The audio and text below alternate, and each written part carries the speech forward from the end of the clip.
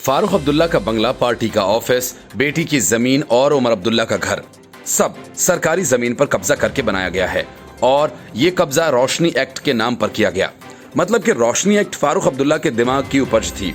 उनकी सरकार ने ही इस एक्ट को बनाया और सबसे पहले सरकारी जमीन की लूट अब्दुल्ला परिवार ने शुरू की। इसके बाद महबूबा मुफ्ती से लेकर सोनिया गांधी के नेताओं और मंत्रियों ने ऐसी लूट खसोट मचाई कि पूरे घोटाले की रकम करीब 25,000 करोड़ हो गई।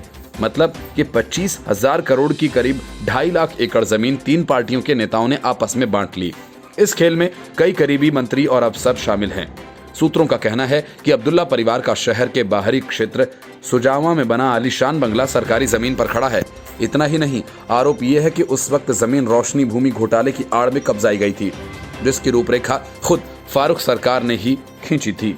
आरोप यह भी लगा कि फारूक की बहन सुरेश ने भी रोशनी एक्ट के जरिए 3 कनाल और 12 मरले की जमीन अपने नाम करवाई थी और उसकी सरकारी कीमत भी आज तक सरकारी खजाने में जमा नहीं करवाई गई है, जो करीब 1 करोड़ रुपए के आसपास है।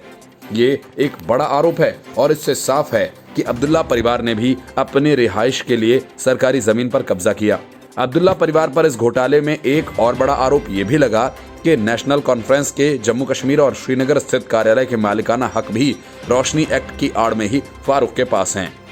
इस 25,000 करोड़ के घोटाले में फारूक का नाम आने से तो सियासी भूचाल के हालात हैं। फारूक बीजेपी के खिलाफ तमाम कश्मीरी दलों की अगुवाई गुपकार गठबंधन के जरिए कर रहे हैं। उसके बाद अब इतने गंभीर आरोपों की पकड़ में आए फारूक अब्दुल्ला की राजनीति नैतिकता कटघरे में आकर खड़ी हो गई है।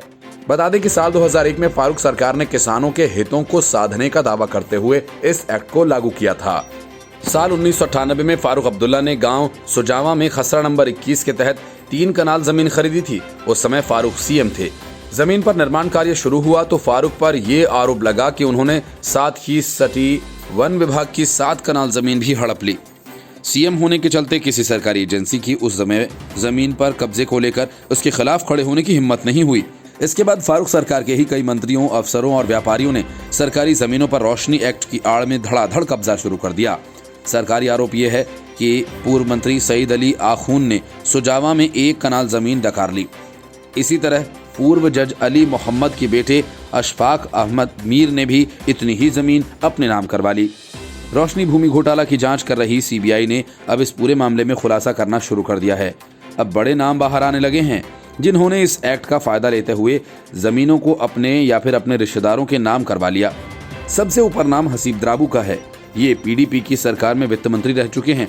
कश्मीर के नामी होटल व्यापारी मुश्ताक अहमद, पूर्व IAS अफसर मोहम्मद शफी पंडित ने भी अपनी पत्नी के नाम पर जमीन को लिया हुआ है। नेशनल कॉन्फ्रेंस के नेता सईद अखून, इसके अलावा पूर्व बैंक चेयरमैन MY खान, पूर्व गृह मंत्री सज्जाद किचलू, पूर्व मंत्री अब्दुल मजीद वानी और असलम गोनी शामिल हैं।